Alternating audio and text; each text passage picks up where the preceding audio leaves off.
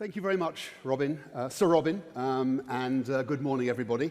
I'm Nigel Shinewood. As Robin said, I'm the current chair of Chatham House, and it is a great privilege to welcome the UK Secretary of State for Business, Energy and Industrial Strategy, Kwasi Kwarteng MP. Now, before entering the House of Commons in 2010, the Secretary of State was a journalist, a financial analyst, and a historian. I think we'll hear a little bit of each of those this morning. He's been a minister since 2018, was promoted to his present role at the beginning of 2021. And it's no accident that Mr. Kwarteng is opening our conference today, because the need for greater energy security has really become one of the main objects of international discussion since the Russian invasion of Ukraine, and it wasn't exactly invisible from those discussions in the decades before that. And it's a subject which, as we'll hear, unites geopolitics with the global energy system and the need for action on climate change. The Secretary of State launched a new UK energy security strategy 2 months ago, and he will be updating this conference today. So please join me in welcoming the Right Honourable Kwasi Kwarteng.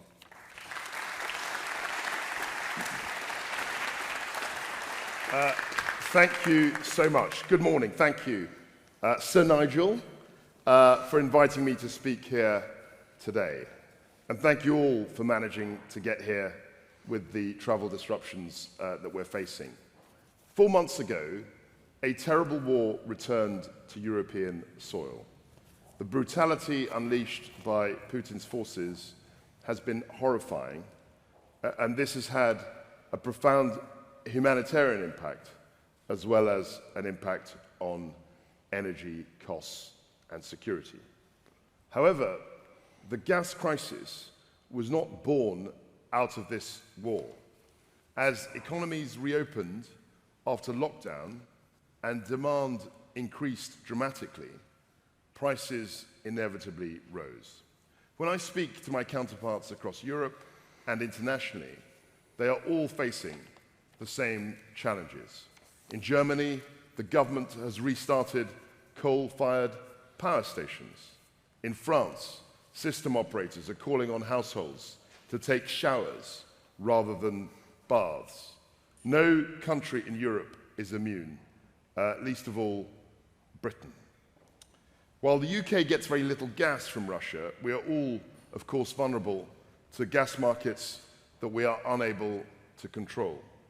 Despite our barrage of crippling sanctions, Russia is still able to weaponize its dominance over gas supply. Just last week, Russia reduced gas deliveries to Italy and Slovakia and cut off France entirely. And just before that, companies in Poland, Bulgaria, Denmark, and Germany were choked off Russian gas supply. Europe cannot be in this position any longer. In Britain, we've already reduced Russian gas imports by 75% compared with the same period last year, and the proportion of oil imports has halved from Russia. Our last Russian LNG shipment was on the 2nd of March this year. And by the end of this year, we will no longer import any Russian fossil fuels. But what this has shown is that we need to reduce our exposure to gas markets, to volatile gas markets, almost entirely. And we can do that by moving off gas in the long term. But how did we get to this position? Yes, COVID-19 and Russia's invasion has put a huge strain on Britain's energy system. But were we as resilient as we might have been? Our system has been decades in the making. And when we look back, we see an energy system that was essentially nationalized after the war, and some 90% of our power generation was from coal. Even in the 1950s, we were mining 1 million tons of coal every working day. This was a fairly straightforward energy mix. We had an abundance of domestically sourced coal, and we simply burned it. 4 decades later, the National Coal Board, as well as other utilities, nationalized utilities, were in a bad state. They made losses, they were very inefficient. and they needed modernization.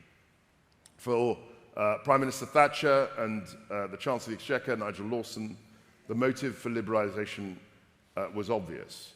They could see that monopolies curtailed innovation, they limited choice, and they pushed up prices. And they could also see that greater investment was needed to replace age-old infrastructure. So getting private capital to fund these necessary upgrades was absolutely essential. And the sector did deliver. Since the 1980s, we've attracted hundreds of billions of pounds in private finance, money that otherwise would have come simply from higher taxes. Competition and innovation led to greater efficiencies. There were huge cost reductions, and considerable revenue was used to fund necessary tax cuts and drive public sector reform. This was a good outcome for the consumer, the Treasury, and the wider British economy. In the 80s and 90s, we had the dash for gas, and it looked as though Britain had struck gold and was set for life. That's how it felt at the time. But of course, today, global gas prices are at unimaginable record highs. A dependence on gas has left us more exposed, but this government has increased renewable capacity by 500% since 2010, and the current situation shows we need even more diversity. And of course, the key to greater diversification in the energy market is unlocking private investment.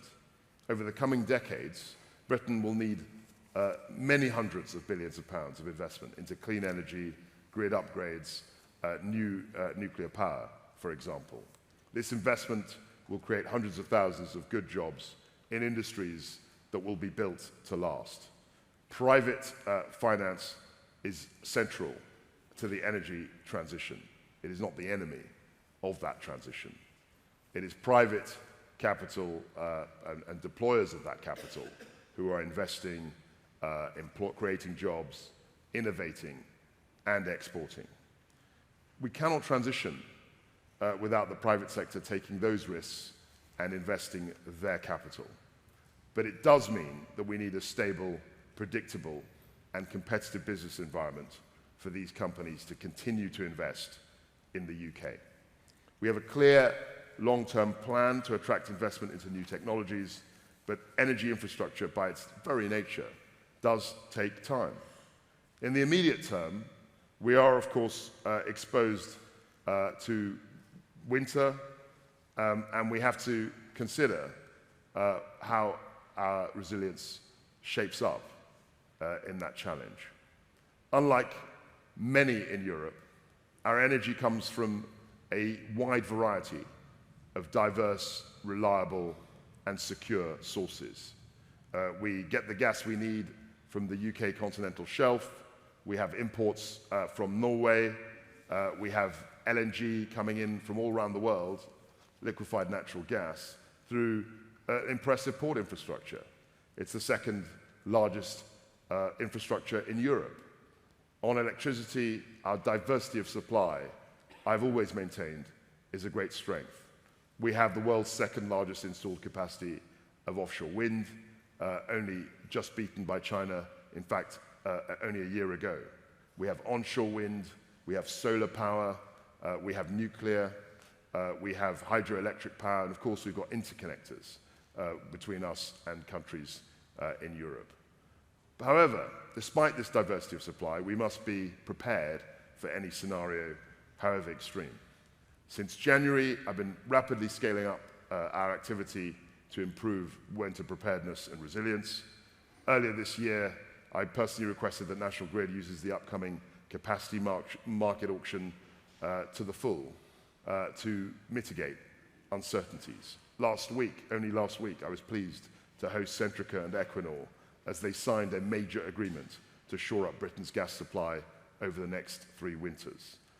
Like many others in Europe, I've also requested to extend the life of our coal-fired power stations for extra supply this winter. And now, West Burton Coal Power Station will remain open this winter, and negotiations with Britain's 2 other remaining coal plants are ongoing. But we cannot escape the fact that as geopolitics has changed, so must we. And that's why we're exploring domestic gas storage options carefully, potential regulatory options to extract more gas from existing fields, and further measures, of course, around energy efficiency. Winter preparedness aside, however, we must renew our focus on the future. Not since the wind god Aeolus gifted wind to Odysseus have human beings been able to harness the power of the winds with such efficiency and effectiveness. This is a resource that cannot be manipulated. Our ambition is for offshore wind to generate 50 gigawatts by the end of this decade, more than enough to power every home in the UK. And this will be possible thanks to our Contracts for Difference scheme, arrangements, a mechanism which is copied and envied all around the world. And that's why earlier this year, I took the decision to run these auctions annually rather than every 2 years, which has been the case in the last 6 years. This means we can secure new renewable capacity sooner, and as I speak, 10 gigawatts of renewable power is currently being built, constructed across the UK, and that's equivalent to the capacity of 3 Hinkley Point C nuclear power stations. And of course, we already have installed today 12 gigawatts at the moment. But we need to go further. The energy security bill will unlock our plans, and next month I will announce the results of allocation round 4, our biggest renewable energy auction ever. In the summer, I will set out options to fundamentally reform our electricity market. Then, this year, we will update our, later this year, we will update our planning policy and eliminate some of the bureaucracy which can get offshore wind and solar projects off the ground. We're driving local partnerships in England for onshore wind, which everyone should know is the cheapest and quickest way to build renewable power. All of these will be driven by a new Electricity Networks Commissioner who will be announced this month. We are making great progress in this area. One area, of course, where we are seeking to make even greater progress is hydrogen.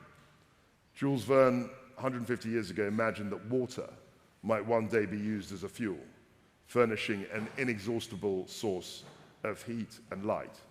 Today, green hydrogen, produced by electrolyzers, has become a critical part of our approach to greater energy independence, and with the global low-carbon hydrogen economy set to be worth something nearly $1 trillion by 2050, this booming market is ours for the taking. So this summer, I will launch a hydrogen business model and our hydrogen fund allocation round with contracts awarded in 2023. Very soon, we will enter negotiations with the first CCUS-enabled projects, and this is a huge opportunity to re-industrialize our old heartlands, our old industrial heartlands, and to protect and drive the competitiveness of British industry. If we get this right, we will reach our 10-gigawatt hydrogen production target this decade. Now, underpinning all of this is, I think, a renewed commitment to nuclear power. We've dithered on this for 30 years, but we now realize the importance of nuclear power because we know that we need a continuous, low-cost, low-carbon supply of energy to support our renewables.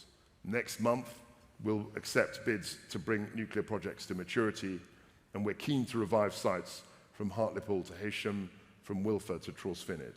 Thanks to the Nuclear Act, we have a new financing model to cut the cost of each new large-scale project by £30 million. Great British Nuclear, our delivery vehicle, is up and running with Simon Bowen at the helm.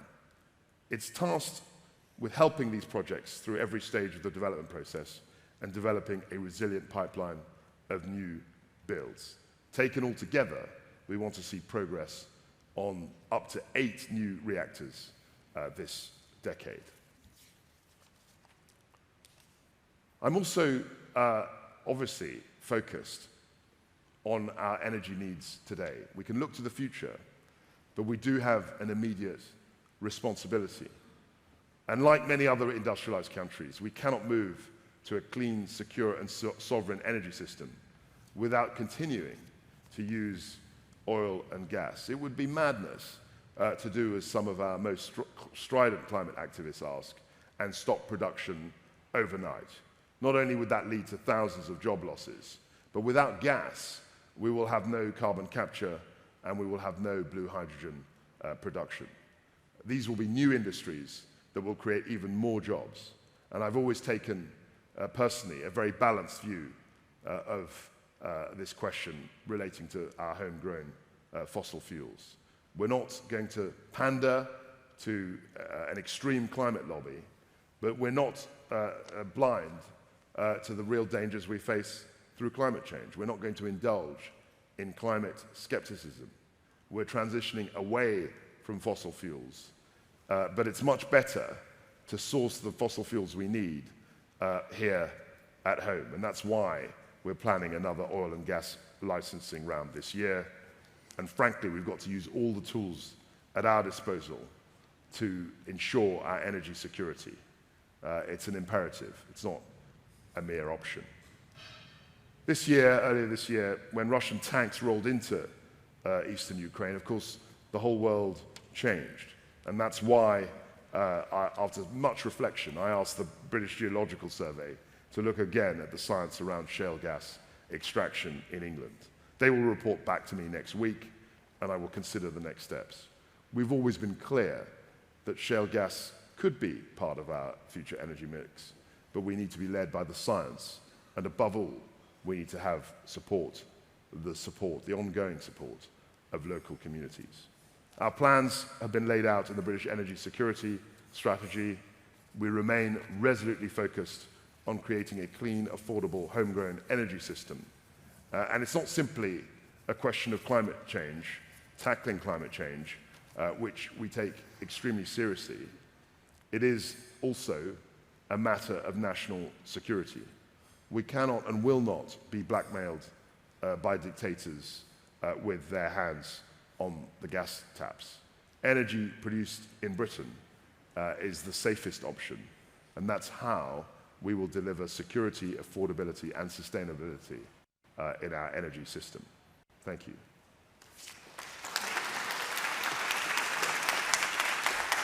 Thank you. Well, thank you very, very much. That was a very full and very clear presentation of a complex scene. And thank you for pointing us forward to some announcements and further policy developments over the summer. And it was very good as a fellow classicist to see your classical education being put to good use. Thank you for that. Now, look, I'm going to get going with a couple of questions from here, but we'll then move to Q&A using the audience, but also, I hope, online as well. The first question is about the short versus the long term. Sure. In the energy world, things do tend to take quite a long time, and you've got elements in your prospectus, hydrogen, nuclear, other elements, which clearly are for the medium term. One area of criticism of your policy when it was put forward 2 months ago was the relative lack of emphasis on the shorter term, things which will help and are easier to implement now. Demand reduction, greater energy efficiency, and the issue of onshore wind, where the suspicion is that on the first, there's a sort of philosophical dislike of top-down change, attempts to change popular attitudes. And on onshore wind, the worry is that that you're pandering to some sort of NIMBYism. So I just wonder how you react to that. You covered some of these points in your remarks, but that's one of the concerns of people's mind. There's a gap in the prospectus. So the point about energy efficiency, I think, was well made. But of course, we had a whole document published last year, which is called the Heat and Building Strategy, which was all about energy efficiency. And I was struck by the fact that at the time last year, journalists would keep asking us, so when is the Heat and Building Strategy going to come out? When's the Heat and Building Strategy going to come out? And then, of course, when it came out, they didn't say anything. And then when the security strategy came out, they said, well, what about heat and buildings? What about energy efficiency? And I said, well, that was covered in the strategy published last year. And of course, we're having a renewed look at energy efficiency, because you're quite right. That's a very, very important part of the solution to the challenge of tackling climate change. With regard to onshore wind, I mean, it's no secret that this has been talked about, it's been controversial in the past. But I think that, so we had a kind of moratorium on the auction round for onshore wind in 2015. I was very pleased as Energy Minister when Andrea Leadsom was Secretary of State that we lifted the moratorium on those, on that, what was called the pot one of the auction. And I think there's now a wider agreement that onshore wind is the right way forward. And in the actual strategy, we talk about, I mean, contrary to what was written in the press, we talk about how we want to get local partnerships, and I mentioned that in the speech, to drive forward onshore wind. But it has to be part of a local consent. I mean, it's not, we're not in China. We can't simply just impose top-down, where all this infrastructure goes. And in terms of you mentioned the philosophy of top-down instructions. I've always thought as a minister, it's not my job to say, oh, well, you should wear an extra jumper over the winter. I think people can use their own common sense and their own judgment in these things. Different politicians have different styles. Some governments will say, you've got to take a shower instead of a bath. Well, we recommend doing that. That's not something that I've ever wanted to stray into. Very good, thank you. Now, second question is the point that you were talking about towards the end of your remarks, the relationship between energy security and decarbonization. Yeah. And I'm sure it'll be one of the things on this audience's mind. Now, your speech made clear that for the most part, those two are fully aligned and mutually reinforcing. But you want oil and gas to be in the mix. You see gas as an important transition fuel. Oil is obviously more carbon intensive. Could you say a little bit about how long you think that transition is with gas? Clearly projects starting this decade or next are going to go on for quite a long time. Yeah. And oil is a little bit different in that. Yeah, that's right. In that mix. So could you say a little bit more about how you see this? So I'll be very clear. I mean, I distinguish oil from gas. I think gas is more fundamental to the transition than oil. And the reason I've said, I alluded to the speech, is that without gas, without methane, you can't actually have carbon capture or blue hydrogen production. And without blue hydrogen production, you don't have them as much, because it's cheaper to produce blue hydrogen than electrolytic hydrogen, which is called green hydrogen, which is through electrolyzers. You can't actually have, you don't incentivize people to make green hydrogen unless you've got a ready, steady source of blue hydrogen to create a hydrogen economy. And for the hydrogen production and for carbon capture, methane is key. You can't do either of those things without having natural gas, and that's the point I always make, that gas is not only important in its own right, and you've got to think globally as well. You can't think, for us, gas is a high carbon intensity fuel. If you're in South Africa, which is largely even now dependent on coal, or in China, which is dependent on coal, moving from coal to gas is actually reducing carbon emissions, because gas is less carbon intensive than coal. So we've got to think about the global picture.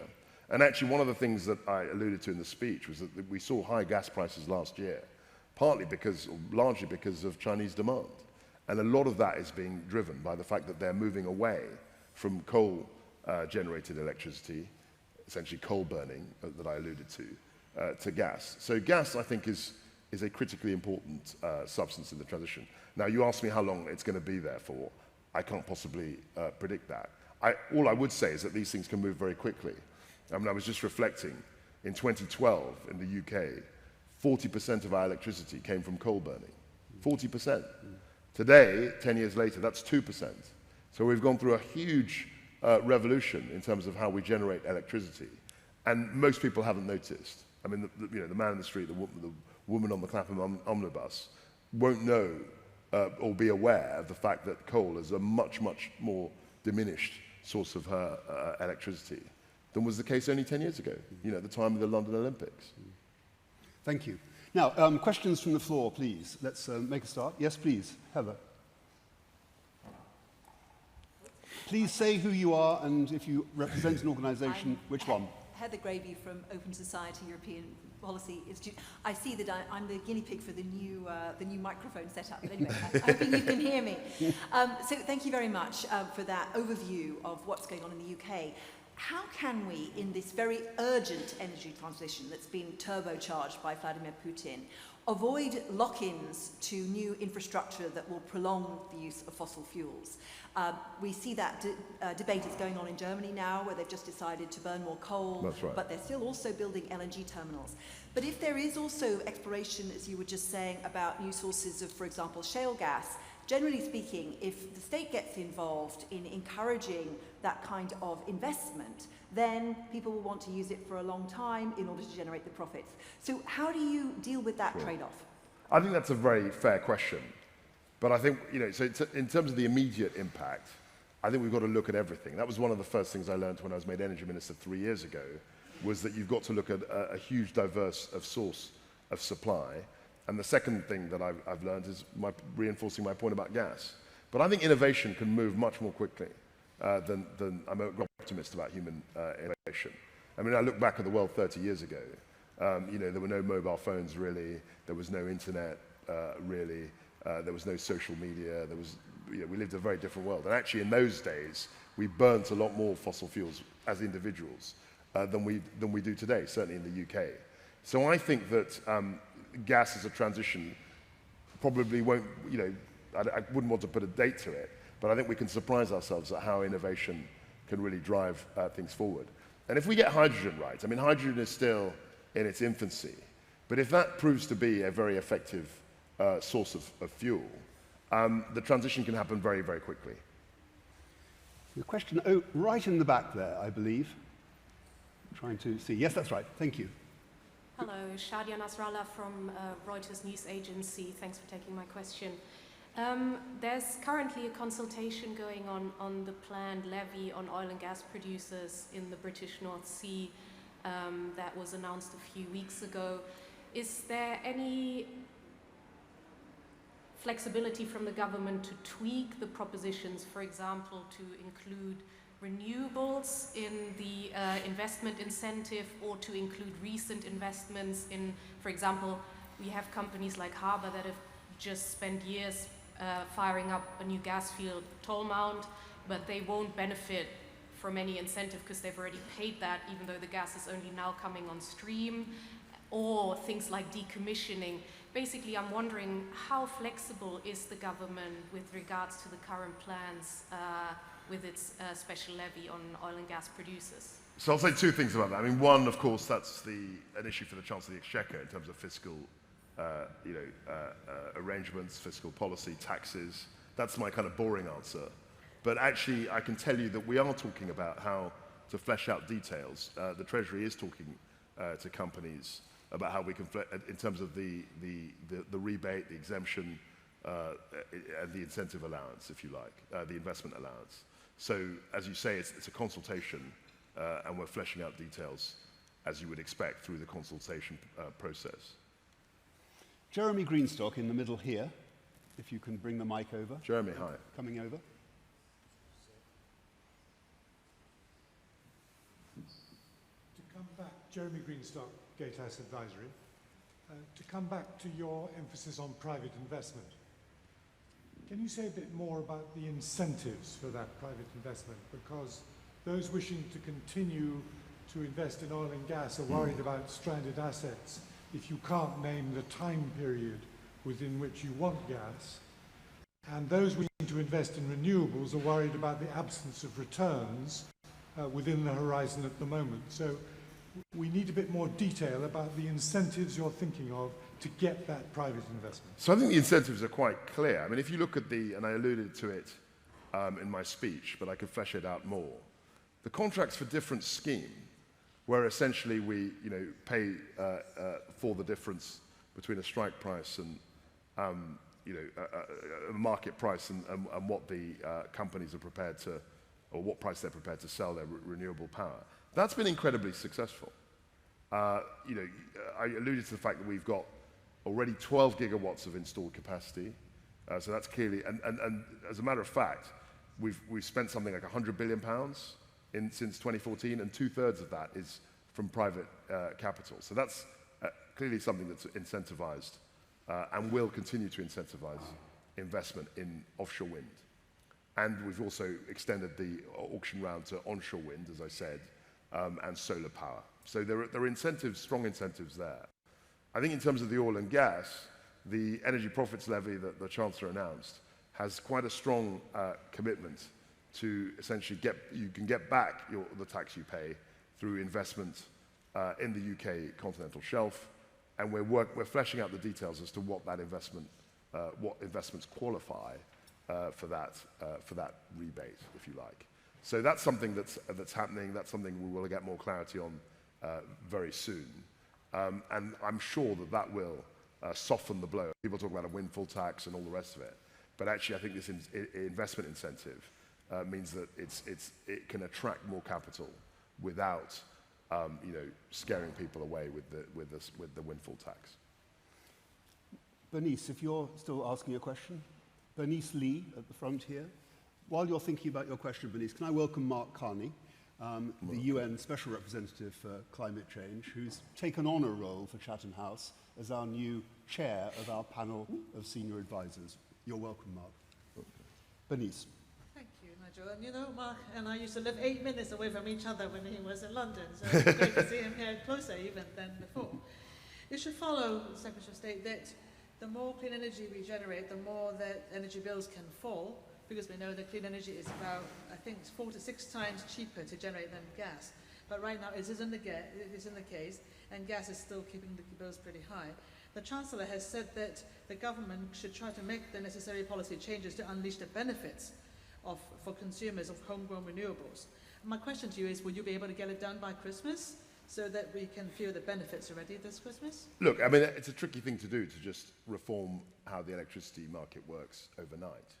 But clearly the problem, as I formulated it, and others can see it very clearly, is that you have a system across Europe, and other countries face the same thing in Europe, where the price that we all pay, the consumer pays for electricity, is driven by the marginal cost of, and gas is the swing ingredient, if you like, of the electricity system. So a system where essentially the price that you pay is a function of the gas price is not reflecting the actual cost of generating the electricity in the round. And the reason why that's the case is that, as I said, 40 years ago, 30 years ago, essentially there was coal and gas. Those were the two ingredients of the electricity system.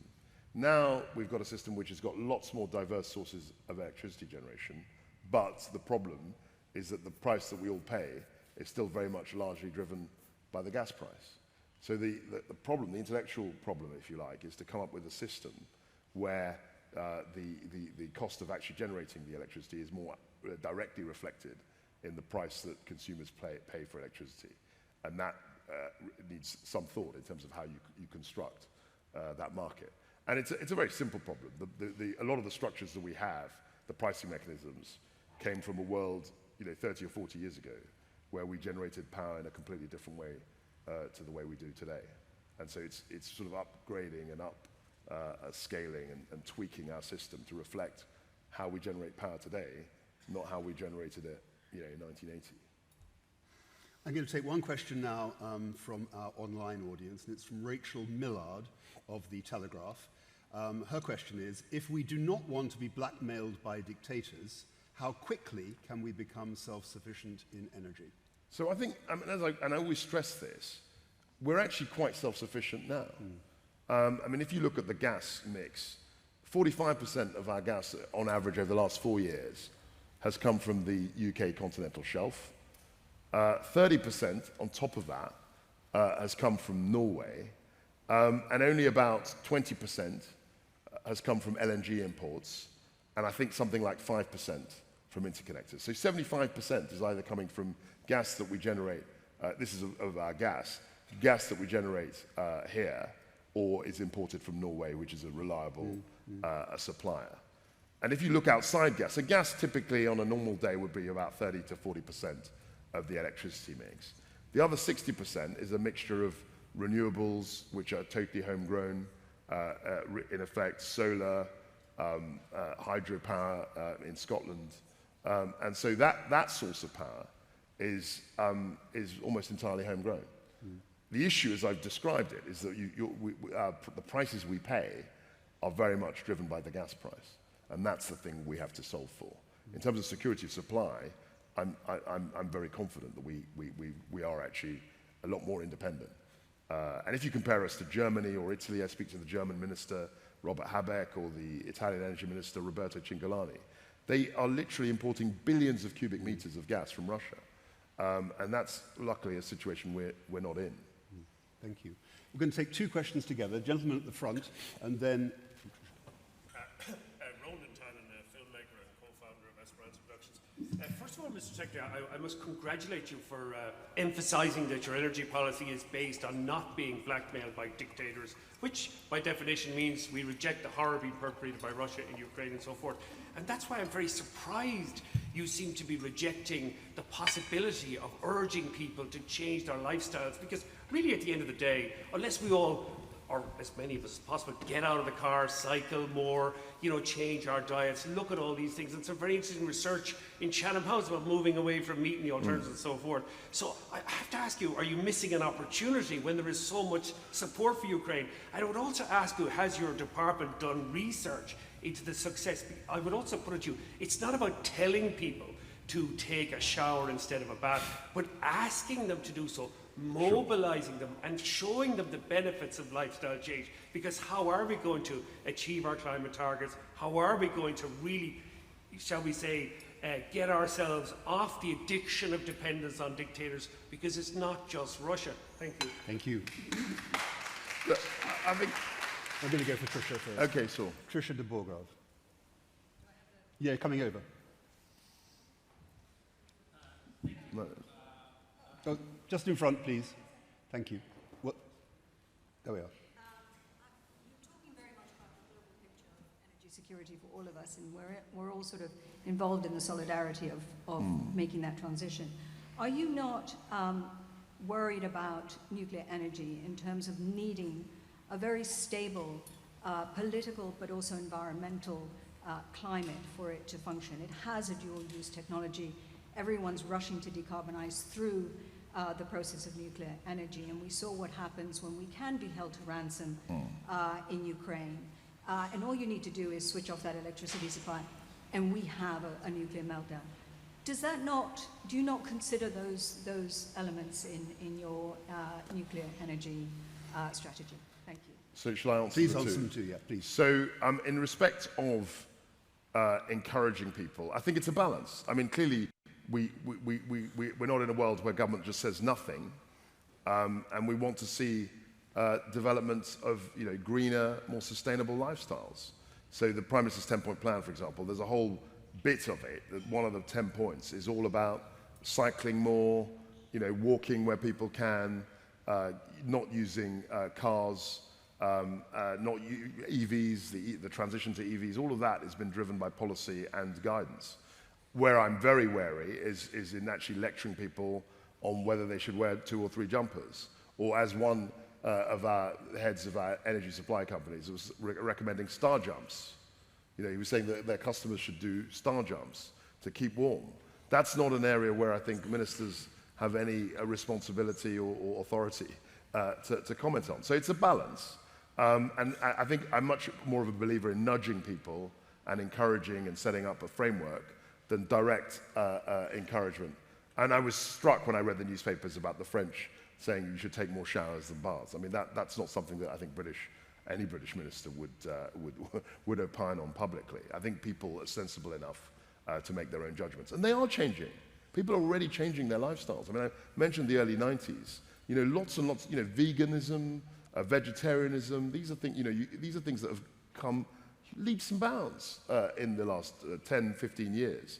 And that wasn't a government minister in Whitehall saying we should have more vegetarians. That was through education, through people encouraging their peer group, and social progress and social movement. And I think that actually has more power than civil servants or, dare I say, ministers in Whitehall essentially giving guidance on these issues. In terms of nuclear, I think, nuclear is definitely an issue which is has been controversial. I think there are issues around it, but I think we can manage the health and safety issues. And what I find very sad about nuclear in this country is that in 1957 we had Calder Hall, which is the first nuclear power station, civil nuclear power station, I think, in the world. You know, we were leaders in this technology. And then, essentially in the 70s and 80s, it took a back seat because we had very cheap oil and gas from the North Sea. And now, I think for the first time in about 30 years, we are actively promoting this technology. And the reason why is that as I consider the energy mix in 2050, and I want to have a decarbonized energy system, I want to also have baseload, continuous power. And renewables don't give you continuous power. Solar power doesn't give you continuous power. And if I'm looking at how I can get decarbonized baseload, nuclear power is the answer to that. Now, you know, there's a challenge in terms of how we deal with the byproducts, the waste, and all of that. But I think it can be safely done, and I think it can work.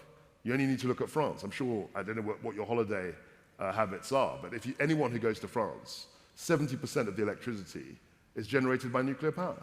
70%. And that's very well managed. It's a system that's reliable. And I have to say, when I speak to my counterparts across Europe, my energy minister colleagues, it's the French who are, I wouldn't say sitting pretty, but they're very, they're very sanguine about their electricity and energy needs, whereas people who've relied on gas are much more worried. So I would suggest that the French, we will never go to 70% nuclear power for our electricity, but I think the example of France shows that you can have a system where nuclear can contribute to electricity generation. We're going to take two last questions, and I ask them both to be brief. Gentleman at the back there has been very patient. Gentleman in the front here has been very patient. Can you be ready for that question, please? We'll take them together. Hi there, Martin Frankel, Chatham House member. The sanctions on Russian oil have led to higher oil revenues for Russia. The diversion of oil from Europe to Asia and India, and higher oil prices. So I'm just wondering, why are we and our European allies pursuing this policy rather than taxing Russian imports into Europe, which would result in lower oil prices and substitution by other productions? You've got the last question coming forward. Mike's coming forward now. Thank you. Thanks very much, Kwasi. Just the first question is if you could possibly give us... How many questions have you got? 10. I've got one question. Preceded by your name. Linked. If you could just say something on the actual costs of the 28 Energy Plus suppliers that have failed over the last year or so, like specific cost if possible, and what the pass down looks like.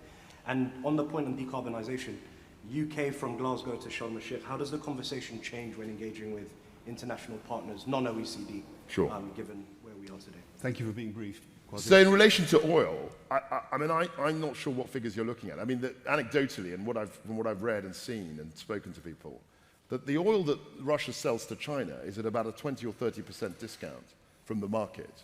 So if you're selling a product at 20 to 30% at a discount, that shows me that the sanctions are working. And India as well. So the off-takers are, you're nodding your head. This is what I've heard.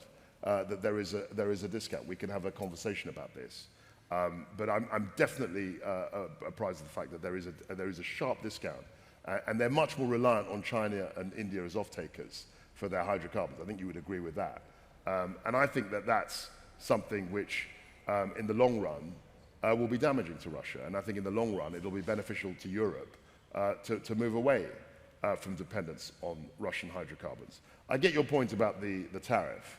So in a tariff situation, you're essentially just, you're allowing the oil to come in. But it's not clear to me that imposing a tariff would have led to dramatically lower petrol and diesel prices at the pump here in the UK. And above all, I would say that even though it's a global problem, the amount of diesel that we import from Russia was about 20% of our total mix. So there are other sources of diesel. I think in the short term, it may lead to higher prices But I think in the long term, it's absolutely the right thing to do, because once we've moved off dependence on Russian hydrocarbons, I don't think anyone's going to go back in that way. Just to your two points. The Sharm el-Sheikh COP27, which I hope to attend, will be obviously hosted by Egypt. I think there's a real interest in gas, so that relates to what I was saying. I mean, if I'm, as British Energy Minister, Secretary of State, if I'm saying that gas is part of the transition, that's an even more powerful message for Egypt. You know, Egypt is a country which wants to transition away from dirty fossil fuels, coal and other things. They've got a big industry as well, and they want to use clean. And for them, gas is part of the transition. And I think, you know, for other countries in the wider OECD, sorry, the not outside the OECD, you know, gas is still it's going to be a big part of the transition. And I think that that's something that they understand. They're also interested in nuclear as well. I mean, the lady asked about nuclear. You know, some of the best, you know, best nuclear installations I've seen are in Abu Dhabi and in the Gulf, and they want to extend that program. So I think nuclear, I think gas is actually probably something that they will talk about in Sharm el-Sheikh.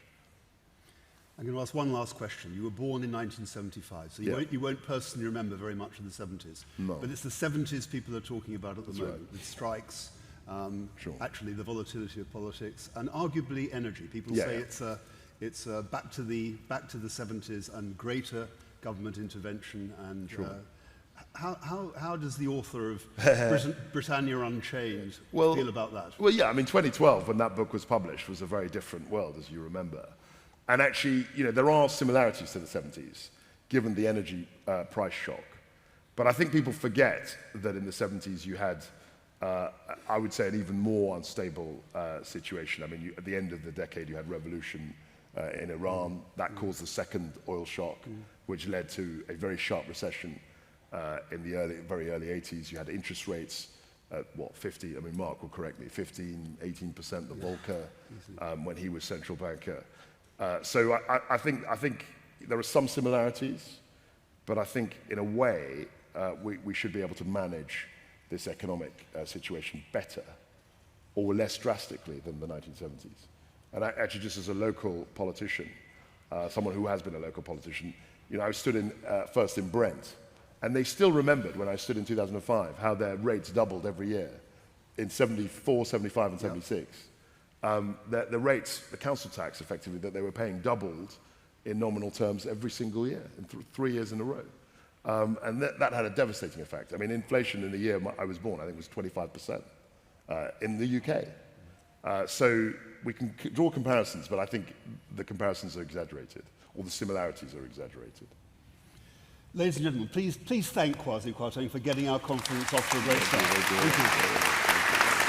Thank you. Great.